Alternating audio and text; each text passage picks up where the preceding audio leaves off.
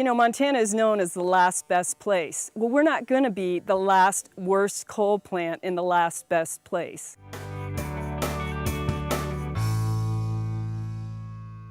What is the problem? You're trespassing, you got no business in here, you got no business taking pictures of my property.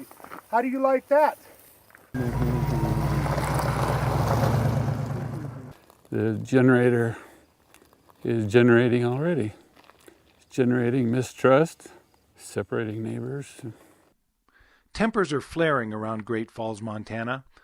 You know that his story doesn't match yours.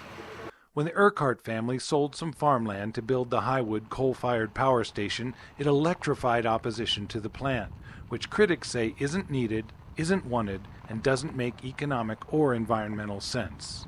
The coalition of people that are opposed to going forward with this plant is so broad. I mean, it's physicians, it's farmers and ranchers, it's local government officials.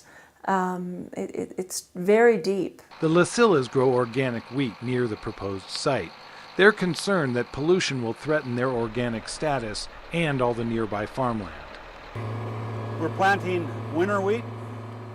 The 250 megawatt power plant would emit more than 3 million tons of carbon dioxide every year, along with mercury and other toxins. I would be just as concerned if I was a conventional farmer with those contaminants being put on my food. Great Falls physician Cheryl Reichert also worries about the health hazards of coal. As a pathologist, I know what a baby's lungs look like. I know what a smoker's lungs look like. And I know what lungs look like when you have to live in a polluted environment. Reichert helped form the Citizens for Clean Energy, adding a powerful voice to this coalition against coal.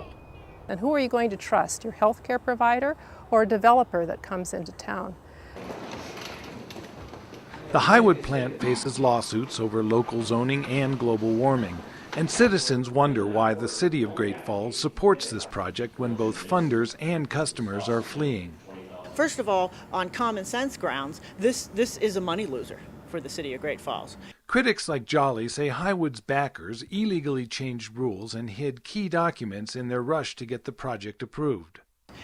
It's my belief that the residents of the city of Great Falls were kept in the dark, and the will of the people was ignored. In early 2008, Highwood's problems multiplied. In a surprising move, its biggest funder, the Rural Utilities Service, dropped out. For decades, that federal program loaned money to build coal-fired power plants in rural America. But in a blow to coal, the government suspended that financing. And they said, not only are we not going to fund your coal plant, we're not going to fund any coal plants right now. The uncertainties are too great. And as the costs have mounted, they seem to have buried their head in the sand and said, we're doing it no matter what. The plant also lost a key customer, leaving Highwood scrambling for money as projected costs nearly doubled while financing options dried up.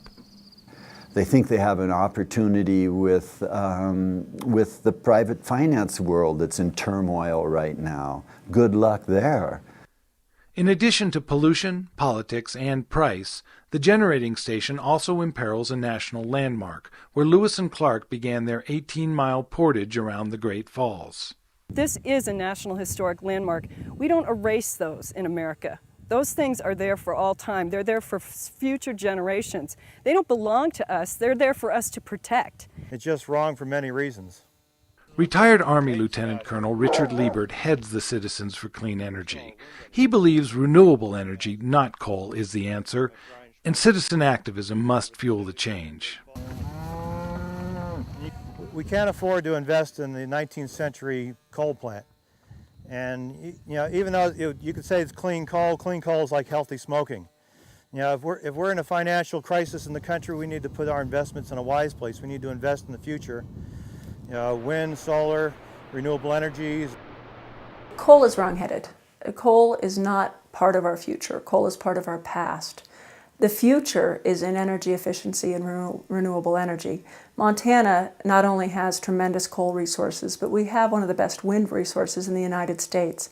Those taking on this great fight in Great Falls know that their strength lies in working together across county lines, party lines, and transmission lines. We are not going to kill this with a single blow. It will be death by 1,000 cuts. And I tell people who are fighting coal plants, be one of those cuts. Be one of those 1,000 cuts. Don't be afraid to be labeled as a tree hugger, because you're really not. You say sustainable agriculture, green, that might be politically charged words, but you say air, water, clean land, that resonates better. Hey.